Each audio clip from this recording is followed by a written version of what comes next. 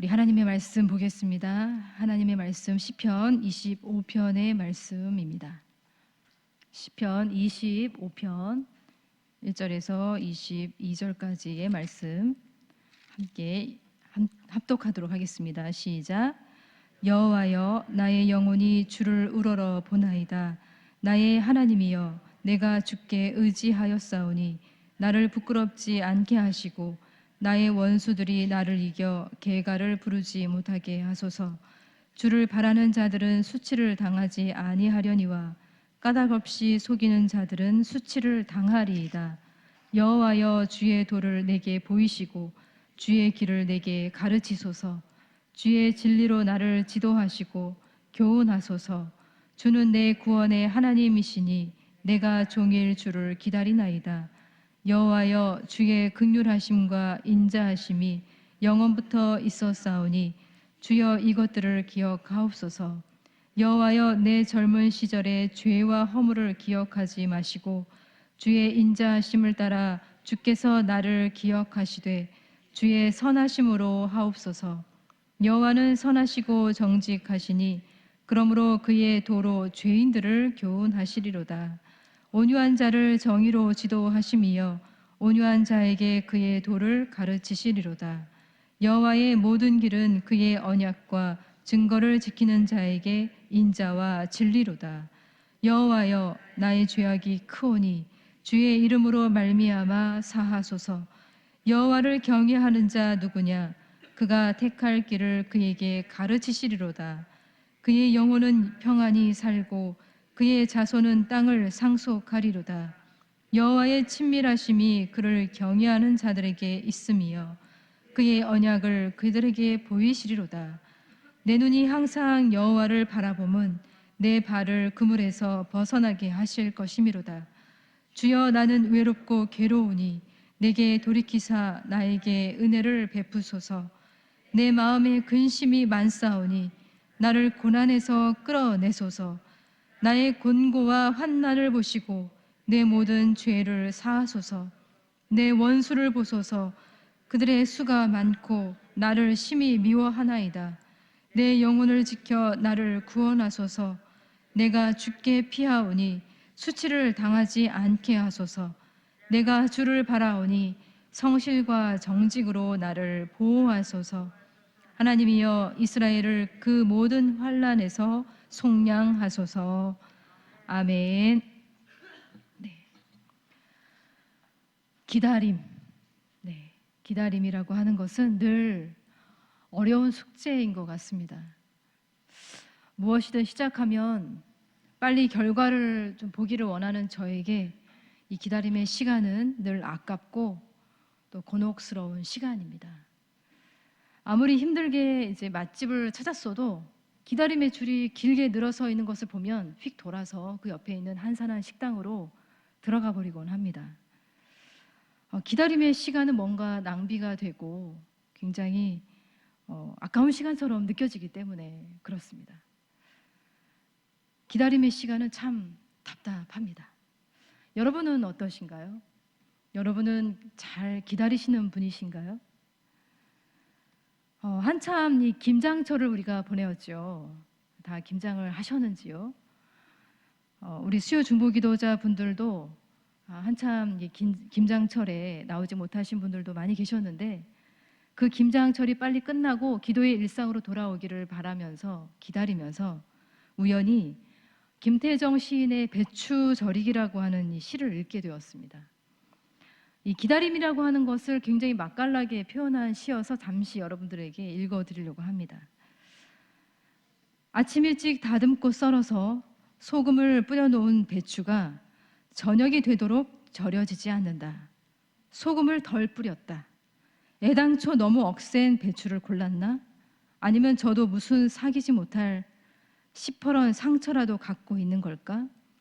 점심 먹고 한 번, 빨래하며 한 번, 화장실 가며 오며 또 한 번, 골고루 뒤집어도 주고 소금도 가득 뿌려 주었는데 한 주먹 왕소금에도 상처는 좀채 절여지지 않아 갈수록 빳빳이 고개에 쳐드는 슬픔. 또 내 상처를 확인하는 것 같아 소금 한 주먹 더 뿌릴까 망설이다가 그만 조금만 더 기다리자. 제 스스로 제 성깔 잠재울 때까지, 제 스스로 편안해질 때까지 상처를 헤집듯 배추를 뒤집으며 나는 그 날것의 자존심을 한입 베어 물어본다. 굉장히 재밌죠? 네. 소금에 절여져 가는 이 김장의 배추들을 좀 묵상하면서 아마 이 시를 지은 것이 아닌가라는 생각이 들고요. 저 또한 이 김장 배추들을 묵상하다 보니까 기다림의 시간들이 좀 다르게 느껴졌습니다. 기다림의 시간들은 그냥 허투른 시간, 쓸모없는 시간이 아니라는 생각이 들었습니다. 사실 기다림은 우리 일상 도처에 있죠.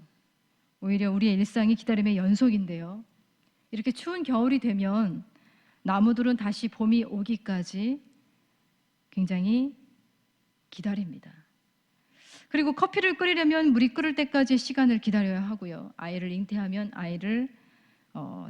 아이가 태어나기까지 기다려야 하고, 수술을 하고 나면 그 상처가 아물기까지 기다려야 하고, 입시 후에 대학 합 발표 날을 기다려야 하고, 참 기다려야 되는 일들이 우리 일상 도처에 가득합니다. 일상 속에 있는 기다림은 거기에 맞는 각각의 기다림이 있고 각각의 열매가 주어집니다. 기도자 여러분은 바로 이 자리에서 무엇을 기다리며 이 자리에 오셨는지 궁금합니다. 누구를 기다리고 계시는지, 무엇을 기다리고 계시는지 궁금합니다. 사실 우리 모두는 기다림에 대해서 일가견이 있는 사람들입니다. 우리는 지금 기다림의 계절인 대림절을 보내고 있습니다. 우리를 모두 기다림의 사람들이라고 이 정체성으로 몰아가신 분은 다름 아닌 내가 진실로 속히 오리라고 약속하신 오실 그리스도이십니다. 스탠리 하우워스는 기다림의 사람들을 이렇게 표현을 하고 있습니다. 현재의 좌절을 거부하고 현재의 의미를 부여하는 보이지 않는 목표를 중심으로 자신의 위치를 규정하는 사람들이 바로 기다리는 사람들이라고 말을 합니다. 여러분, 우리는 오실 주님 때문에 지금 우리 눈에 보이는 세상이 다가 아니라는 것쯤은 다 알고 있습니다. 진짜 세상, 참된 세상이 이 땅에 오게 될 것이라는 것을 우리는 믿고 있습니다.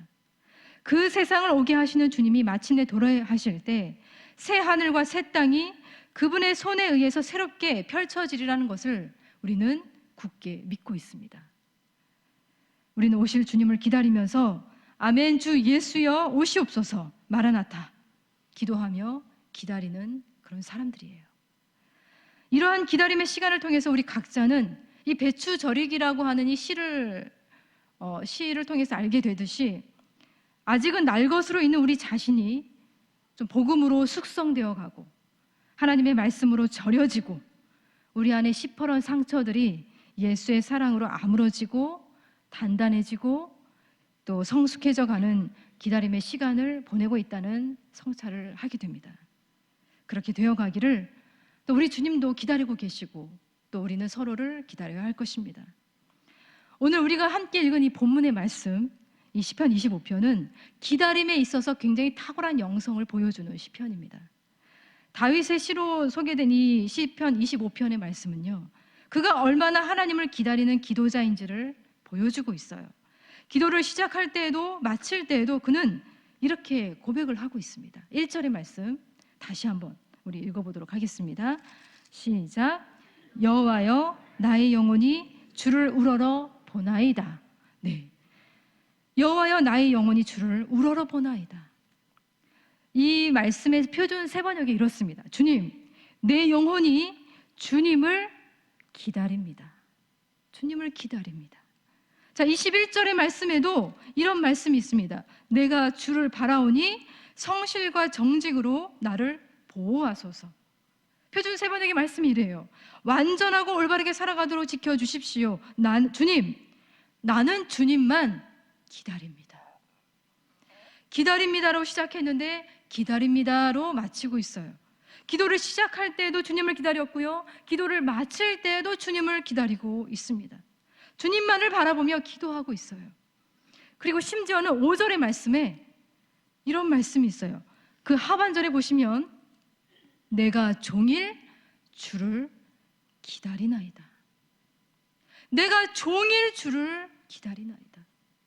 여러분, 어떻게 종일토록 주님을 기다릴 수 있을까요? 하루 내내 여러분 주님을 기다려 보신 적 있으신가요? 하루 종일 주님만을 원하고 주님만을 갈망했던 적이 있었는지 돌아보게 됩니다. 여러분, 이 기도자가 얼마나 하나님을 사랑하면, 얼마나 하나님을 간절히 원하면 종일토록 기다릴 수 있을까요? 얼마 전에 굉장히 재미있는 그 인기 드라마 연인이 방송이 되었었죠. 굉장히 재밌게 보았던 유일한 드라마였는데요.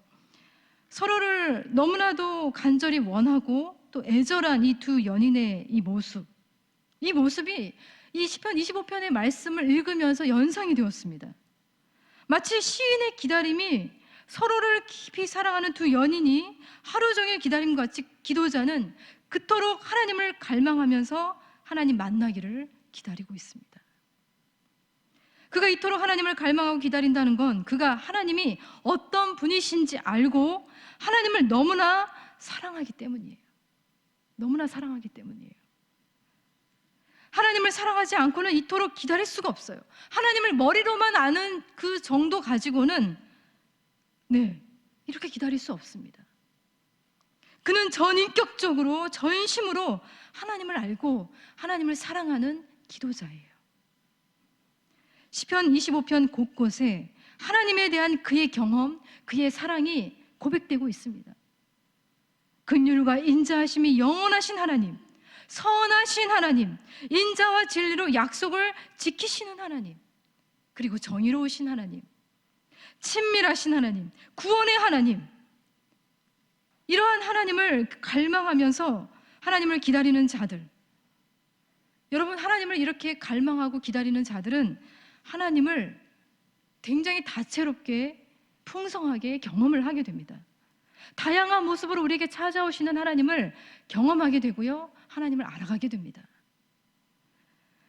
우리가 한 해 동안 이 상반기 15회 그리고 하반기 12회 정도 이 공동체적인 기도 속에서 우리는 어떠한 하나님을 경험했는지 돌아보게 됩니다. 여러분, 각자의 기도 생활 속에서 하나님을 어떻게 경험하셨나요? 14절의 말씀을 보시면 이런 말씀이 있습니다. 여호와의 친밀하심이 그를 경외하는 자들에게 있으며 그의 언약을 그들에게 보이시리로다. 여러분, 하나님은요, 하나님을 사랑하고 기다리는 자에게 더 가까이, 더 친밀하게 다채롭고 충만한 성품으로 자신을 더 보여주고 싶어 하시는 그런 하나님이세요.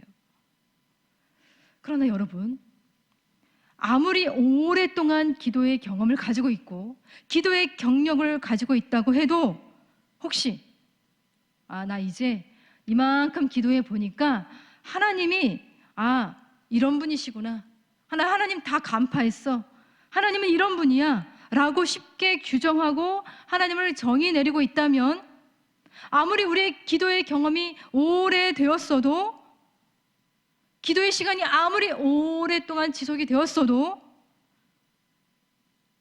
틀림없이 뭔가 잘못된 거예요.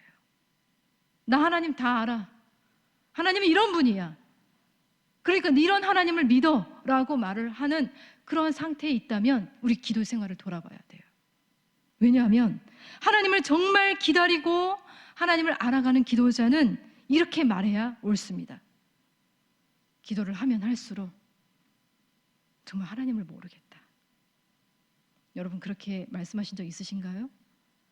하나님을 알면 알수록 하나님을 잘 모르겠다.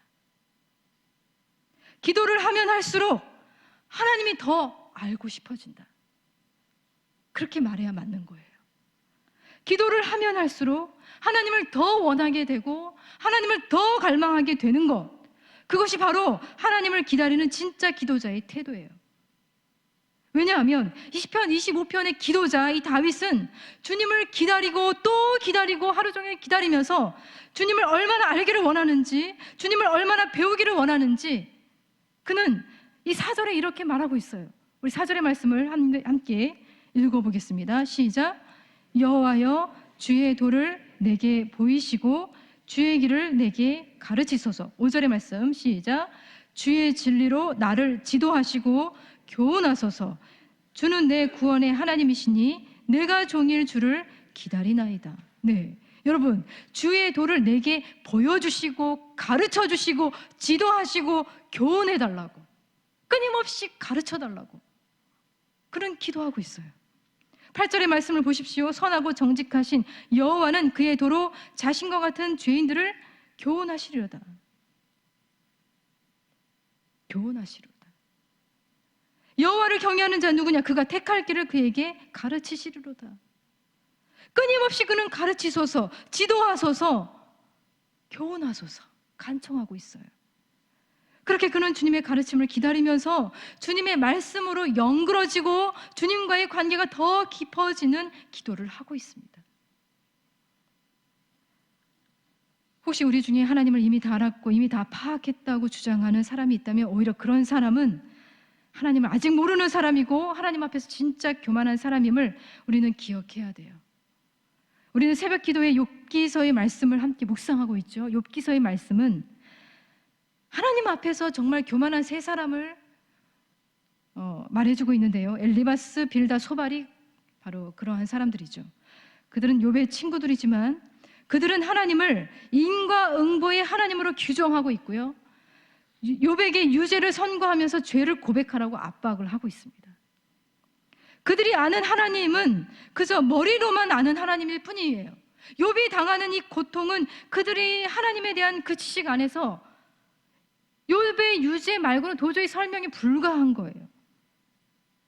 그러나 욥은 끊임없이 자신의 무죄를 선언하면서 자신이 지금까지 알았던 하나님에 대한 생각을 완전히 폐기해버리고 버려버리고 다시 새롭게 하나님을 알게 되기를 간절히 기다리고 있어요.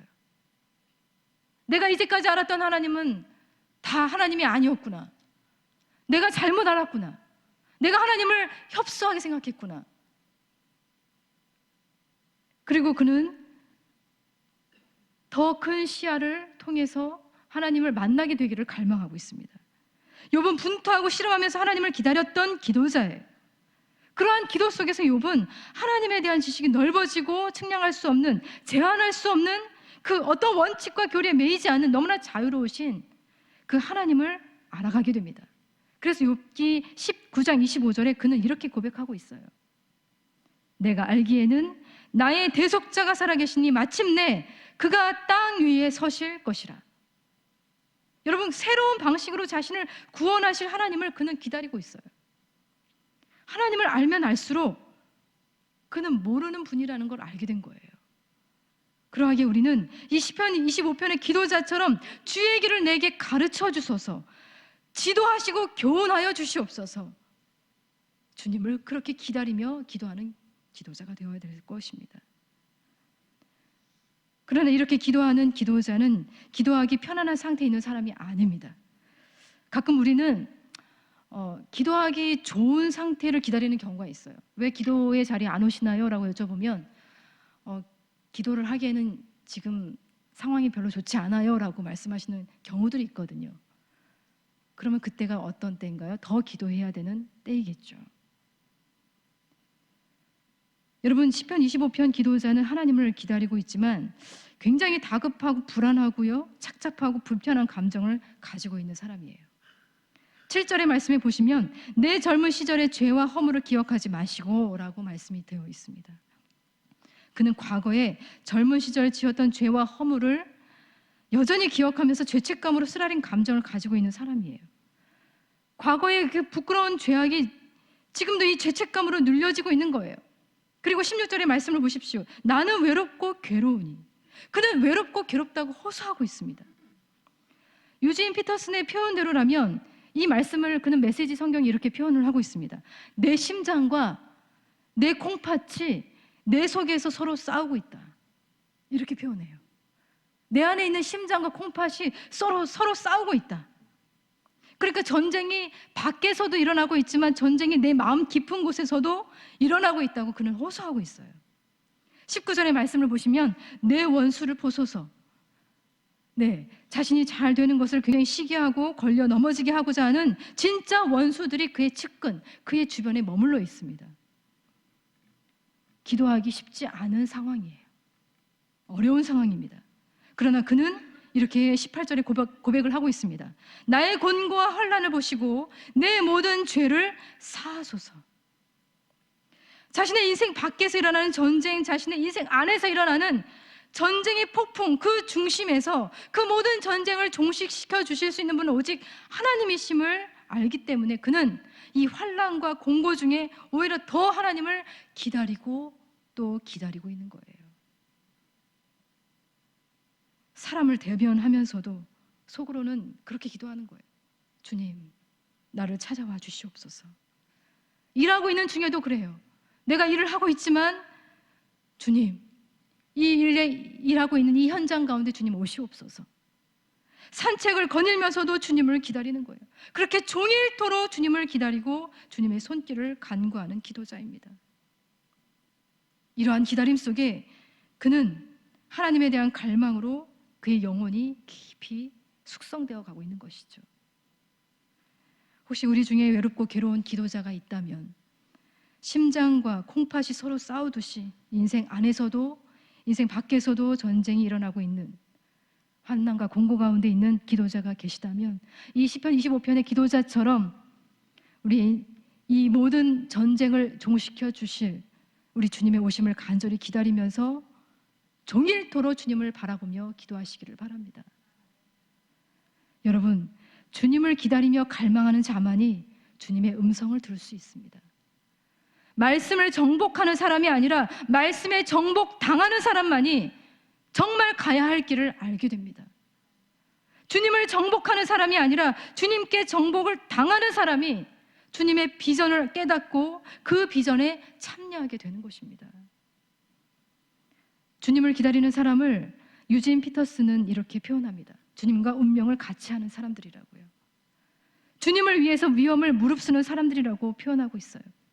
여러분, 주님을 기다린다는 것은 굉장히 소극적이고 수동적인 정적인 활동이 아니라 굉장히 적극적인 활동, 기다림이라는 것을 알아야 합니다. 주님과 운명을 같이 하기 위해서 주님과 함께 죽고 주님과 함께 사는 자들이 바로 주님을 기다리는 자들이라는 것을 기억하시길 바랍니다. 그리고 주님을 기다리며 주님과 함께 할 수 있는 것이라면 그 어떠한 삶에도 피하지 않는 자가 바로 주님을 기다리는 자라는 것을 기억하시기 바랍니다.